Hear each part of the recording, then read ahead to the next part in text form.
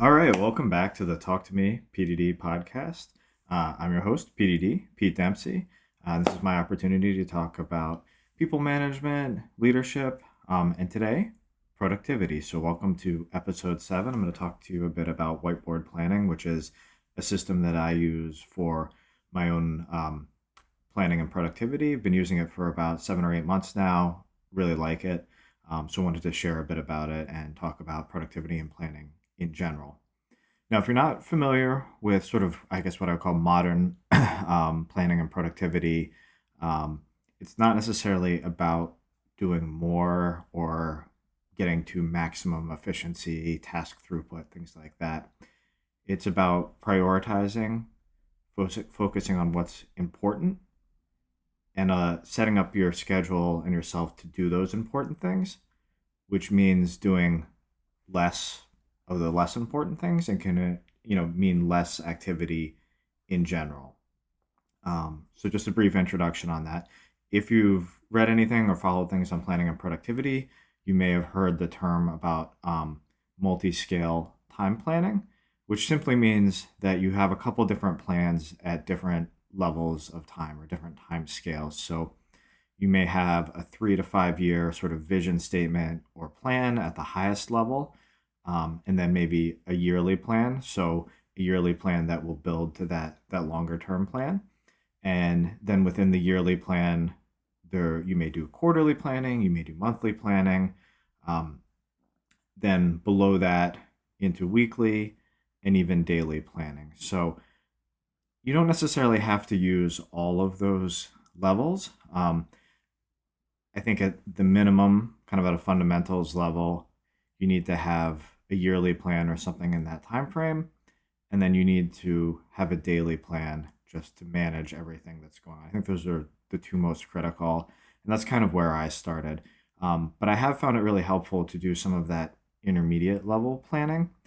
So at the monthly level or quarterly, that sort of thing. So I have this whiteboard behind me. This is my system to track my monthly planning, and in a sense quarterly, because I have a 3 month view here. So I wanted to talk through it a little bit, how I use it, how it's been helpful for me. Um, I think one of the things about time planning is there's lots of great systems out there. Cal Newport is very time block planning based. There's I read Laura Mae Martin's book, which kind of has this funnel system. There's a variety of different systems. They're all great, but it can be kind of a lot, and I think they've sort of evolved to whoever's created them to fit their needs, and that may or may not work for you. So experiment, pull out the things that work, and kind of build them together for your own system, and then start with as little as possible, and then get the value out of that. And then if you need more, add more. So I started sort of with that more yearly planning, daily planning, and then I felt like I needed a little bit more in that intermediate level to keep me on track and keep progress. So that's sort of how I ended up here. So yeah, looking at this board behind me, I got my little pointer here. I've set it up so these are monthly views, sort of April, May, June, seeing where I'm at. This board is going to be in various states depending on where I am in a month, and I'll just rotate it through, sort of erasing the last month and filling it in. So tracking some of the major goals that I'm working towards. So this year, one of my yearly goals is to read 60 books, so 5 books a month. So you can see that's this first column here, and I'll write out the books that I'm reading. I won't necessarily have a plan for everything that month right away, but I'll have a couple there, and then I'll check them off as I go. Um, Second goal here is around writing on LinkedIn, making sure I'm putting out content. My goal was to do around 4 articles or so a month. So you'll see here, the various months, the plans that I've had there.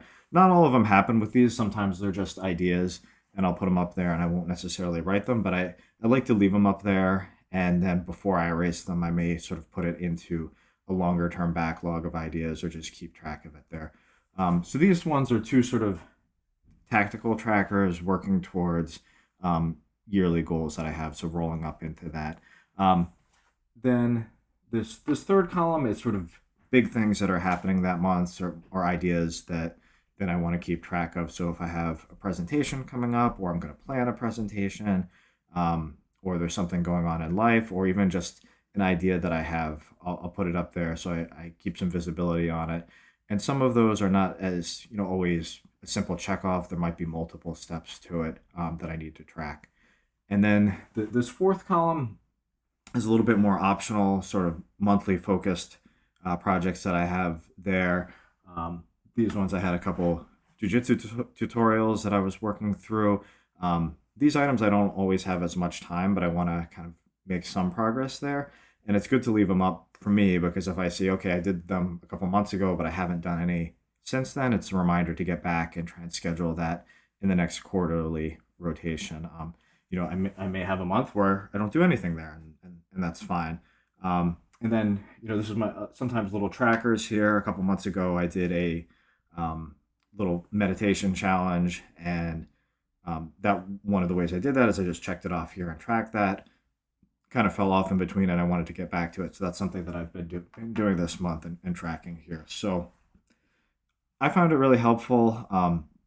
Some of the ideas around this board and this type of tracking for me is I really like the idea of analog screens. So many modern workers are using multiple screens to keep track of their work, being able to see different views at the same time and do different things. I like the idea of augmenting digital screens with analog screens. So that may be a notebook, a physical planner, things like that. And I just think about that as another screen that's permanently set to whatever's on there. So this whiteboard is very much an analog screen for me. It's not something that I need to see constantly when I'm working and throughout the day, but it's in a place that's very visible. It's near where I work, so it's a reminder, and it's something that's sort of always up and visible. So I like it as an analog screen to augment the digital screens that I use. It's really helpful, I think, for all of us to see that we're making progress, and that's motivating. So that's why I like the check boxes and then the little tally thing over here. It's sometimes if we're not writing that down and we're not looking at it, it can feel like we're just sort of doing what we're doing, but not really going anywhere. This is nice where I can kind of look back on the past 3 months and see the progress that I've made, and that's motivating to keep moving forward. I also think it gives a nice perspective on time. 3 months isn't that much time, but in the day to day, you don't really think about that. But when you look back and kind of reflect on it, you realize there's a lot that you can accomplish in that period. So again, I think that's motivating and it's good perspective. One of the things around planning and time management that I've heard Cal Newport say is it's not about any given day necessarily. So you don't have to be making progress on a big goal every single day, but you do need systems in place so you're making progress towards those goals. So for me, it's helpful to have this view, and this is for me sort of a combination of a couple different things. Specifically the monthly view, but then a little bit quarterly, a little bit weekly, because I may pick out one of these in each given week and do it on here.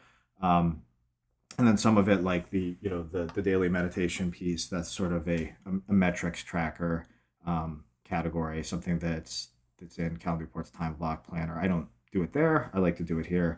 I like being able to see it up there. So just a little bit about planning and productivity. I found it really helpful to have these systems, getting more done of the important things that I want to get done, being able to balance sort of stress and workload and get myself to focus on the important things and not be as distracted by the noise. So hopefully you enjoy it. I'll do some more of these for those of you at Microsoft. I'm doing a presentation for LEC, the Leadership Enablement Connected Communities, in July. This is the start of where I put it up there in June to plan for it. So be talking a little bit more about planning fundamentals there. If you're interested in chatting, just reach out to me. I'll try and do some more content about it. And I hope you enjoyed my whiteboard planning session.